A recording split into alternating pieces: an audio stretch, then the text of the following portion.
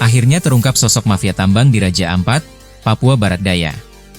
Dikutip dari tribuntimur.com, sosok mafia tambang ternyata sudah lama terdeteksi, namun baru diributi.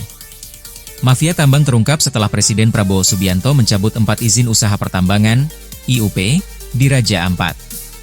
Menteri Sekretaris Negara, Mensesnek, Prasetyo Hadi mengatakan, Prabowo Subianto memerintahkan pencabutan atas IUP 4 perusahaan tambang di Raja Ampat. Atas petunjuk Bapak Presiden, beliau memutuskan pemerintah akan mencabut IUP 4 perusahaan di Kabupaten Raja Ampat, kata Prasetyo Hadi dalam jumpa pers, Selasa, 10 Juni 2025, lalu. Adapun keempat izin usaha pertambangan, IUP, yang dicabut tersebut ialah 1. PT Anugerah Surya Pratama, ASP 2. PT Nurham 3. PT Mulia Raimon Perkasa, MRP 4. PT KWI Sejahtera Mining, KSM. Mantan Sekretaris BUMN Said Didu membongkar mafia tambang ada di balik polemik di Raja Ampat. Bahkan, secara belak-belakan, Said Didu menyebut nama-nama harusnya bertanggung jawab atas kerusakan lingkungan di Raja Ampat. Hal tersebut diungkapkan Said Didu dalam podcast di YouTube Abraham Samad Speak Up pada Kamis, 12 Juni 2025, yang dikutip wartakotalive.com. Menurut Said Didu, jika tak dibekini orang kuat di negeri ini, mustahil pengusaha tambang bisa bebas menambang di Raja Ampat. Said Didu cukup memahami sepak terjang mafia tambang ini, karena memang fokus di bidang tambang. Dia pun pernah diisukan menjadi calon kuat Dirjen Mineral dan Batubara, Minerba, pada tahun 2015 silam, namun batal karena dijegal mafia tambang. Kala itu, Said Didu bertekad, jika menjadi Dirjen Minerba di Kementerian ESDM, akan menyikat para mafia tambang itu. Dalam kesempatan yang sama, Said Didu mencoba membongkar dalang di balik mafia pertambangan di Raja Ampat. Said Didu pun menilai, ada beberapa pihak yang harus bertanggung jawab atas pertambangan ilegal yang telah terjadi di wilayah Papua tersebut. Awalnya, Said Didu menilai Menteri ESDM Bahlil Lahadalia sempat ingin merekayasa. Caranya, Bahlil membuat PT Ganikel Tbk tampil baik hingga warga Indonesia tak melirik 4 usaha tambang lainnya. Kalau saya justru Bahlil mencoba merekayasa kemarin untuk menutupi 4 ini. GAG ini adalah punya BUMN tahun ini mendapat penghargaan sebagai tambang terbaik, ungkap Said Didu dikutip dari tribunnews.com.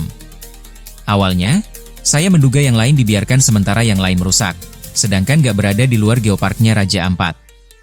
Jadi saya menduga, skenario Bahlil kalau gak diperiksa dan bagus, berarti yang lainnya bagus, ucapnya. Pas kunjungan ke GAG, kan langsung konferensi pers kalau tidak ada masalah untuk menutupi yang 4 ini, imbuhnya. Namun, rekayasa Bahlil disebut Said Didu tercium oleh Presiden Prabowo Subianto. Sepertinya Presiden Prabowo membaca, ini memang nakal ini anak, ujarnya. Selain itu, Said Didu mengungkap PT KWI Sejahtera Mining, satu perusahaan yang IUP-nya dicabut adalah milik 9 naga, Aguan atau Sugianto Kusuma. KWI itu kan milik Aguan. Ada satu lagi 9 naga juga, tapi saya lupa yang mana, jelasnya. Jadi saya bilang, ini skenarionya. Menarik, dia dipanggil ke Hambalang. Ini kan izin tambang hanya satu sektor. Kenapa Setkap dan Setnek yang mengumumkan pencabutan izin, bukan Bahlil, lanjut Said Didu. Nah lihat saat Bahlil kemarin, dulu, kita di birokrat tidak boleh menafsirkan keputusan Presiden.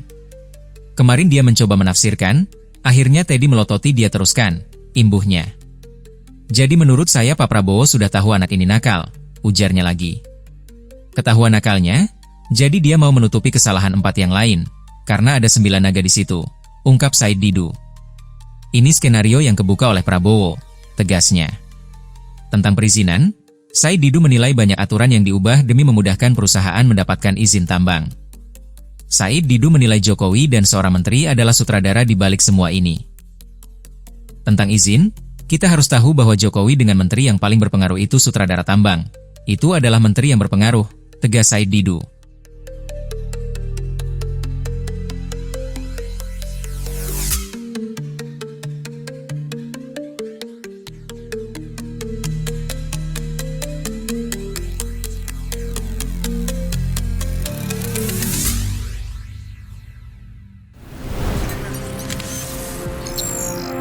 Tribun X, menghadirkan lokal menjadi Indonesia.